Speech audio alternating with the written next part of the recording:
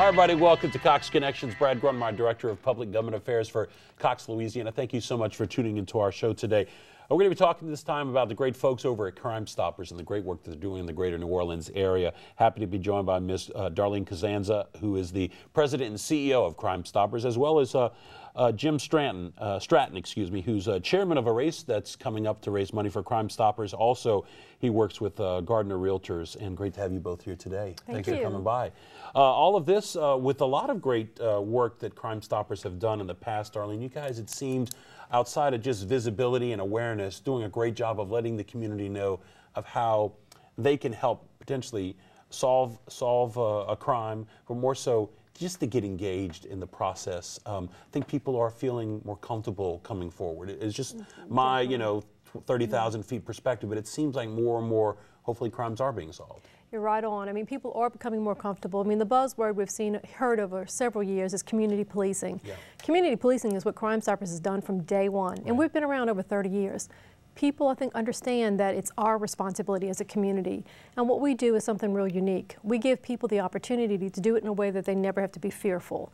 And we're not investigating this information. We take it and pass it on to our other partners, which is law enforcement. Right. So it's wonderful to have a relationship where we're really a grassroots organization with the community, and then on the other hand of that, having law enforcement's ear and trust that we can all work together to make a difference, and we are solving crimes, so we're making a difference. And the nice part about it, when they pick the phone, it's an anonymous phone call. Definitely. Any idea, and again, I don't want to hope that there's a good day and a bad crime day, but across the board, how many calls do y'all receive? Any idea, any stats on that? Yes, we've had actually over a year's time, it's between 23 to 25,000 phone calls. What we pass on from those phone calls, because some of that's follow-up information, we typically send around 8,000 tips to law enforcement. And people understand now, I think, that we're not just New Orleans agency or Jefferson Parish, we are 9 parishes. Sure. And we work with federal, state, and local. Region. It's a regional program, and our information can be follow-up information where we're continuing to get information on particularly surveillance of drug activity.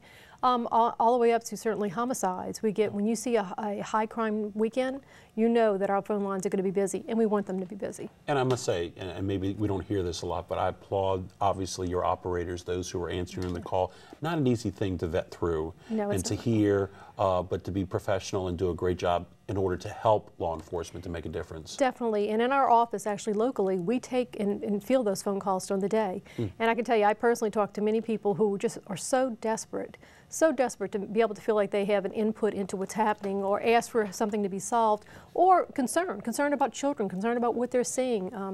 It's amazing that there are a lot of people who are engaged, and that's what we need. Well, and we have to continue to do our part as a community as a whole to encourage people and let them know it's comfortable, it's safe, to call and make a difference, and to speak out sometimes, how risky it might feel and dangerous in some ways to do that. Much to be applauded. So great job as always for Crimestoppers. What we're really talking about today is a great race coming up to stop the violence called the Canal Street Race to Stop the Violence. It's at City Park, so let's make sure we let everybody know that. It's coming up on Sunday, December the 9th. What can people expect? Oh, this is incredible, and I really want to thank the New Orleans Realtors, the Commercial Investment Division, which Jim is with me, because they came to us saying, we've seen what y'all are doing. We've seen your youth programs. We've seen your proactive new programs, our teen ambassadors. And they also knew that we had lost a lot of grant funding for those programs. So this fundraiser is really critical because, like everybody, we're in the need to renew those funds. This race is a mixture. It's a mixture of everyday citizens who are runners or walkers who just want to come out and have fun, being present with law enforcement also participating. Nice. We have law enforcement teams, which people can actually pledge to help support one of the teams. And the teams came up with unbelievable names. We wanted it to be fun. A lot of them have, I'm sure, ringers in there that can run. Very competitive. And just today, I got a phone call from the New Orleans SWAT group saying, hey, what about us running the race in our SWAT gear? Wow. And I'm like, oh my God, I am so impressed. To Jim's point earlier, it's not July or June, thank God. Yeah, we originally had it planned for September on Canal Street, and hence the name. Hence the name, and a little storm called Isaac kind of changed our plans, and it became impossible to have it on. Well, the next available date that was good for us was in December, and it became impossible to do it downtown at that time. Jim, why was it important for the New Orleans Realtors to engage? And Darlene said it well, but I mean, you guys must have really noticed the great work that Crimestoppers has been doing. Oh, exactly. And we wanted to kind of give back to the community or find a way to, our committee is called the Service to the Community Committee. Nice. And, you know, we were looking about for someone to help out or something to do. And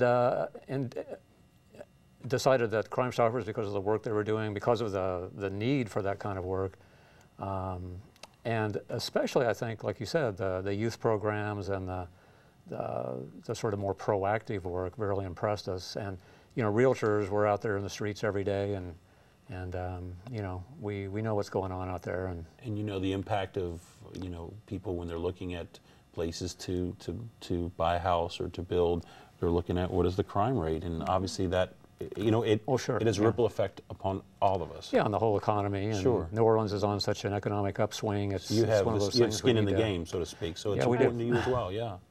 Well, this is going to be a great event, and I love the challenge. I mean, the NOPD out there, the SWAT team, that's great stuff. Let's everybody know it's called the Canal Street Race to Stop the Violence, taking place at City Park.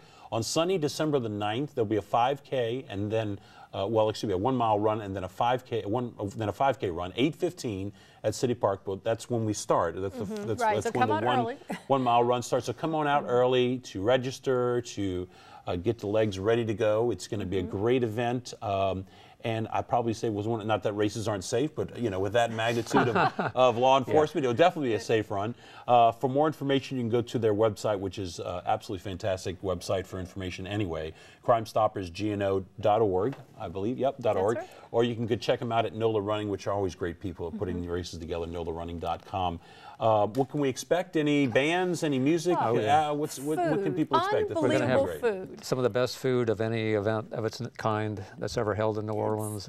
Incredible music. Actually, Rock and Dupes is supposed to stop by, but we have 2 different bands. Okay. Yeah, we have kind of a second-line band called Bone Tone. Happens to be a realtor who's ahead of that. And, nice. And what, Mondo, we have Nirvana. food, we have Nirvana, we have all types of soft drinks. I'm hearing we may even have mimosas. Wow. And then we have law enforcement exhibit. That'll be a post-race mimosa, not a pre-race. And then we're going to have a display by law enforcement. So SWAT teams, the bomb squad equipment, things like that that you can actually feel, touch, and talk to people about, and find out what they do with that. And then afterwards, the prizes and everything will be actually done that morning, so you don't even have to wait to find out who the winner is. And it seems like a family event, so what a great chance to bring the kids out. The kids would love all meet and shake hands with law enforcement. Definitely. They need to feel like that is, you know, someone and they're approachable and someone they can learn from. So I think that's really, really important. Jim, thanks, of course, to the New Orleans Realtors and your company, Gardner Realtor, for letting you step up and get engaged with this. And, of course, Darlene, for the great work that you guys are doing at Crimestoppers. Let's remind everybody again about the race that's coming up on December the 9th. It's called the Canal Street Race to Stop the Violence at City Park. There'll be a 1K, or at least a 1 mile walk, then a 5K run. Sunday, December the 9th, 8:15 a.m. at City Park is when the race, the first 1 mile run starts. And then for more information, go to crimestoppersgno.org for more information. And thank you both for coming by. Thank Really you. appreciate it. Darlene, as always. Good to Jim, see you. sir, thank you so much for coming by. All right, everybody, that wraps up this segment of Cox Connections. We'll see you next time. Thanks for watching.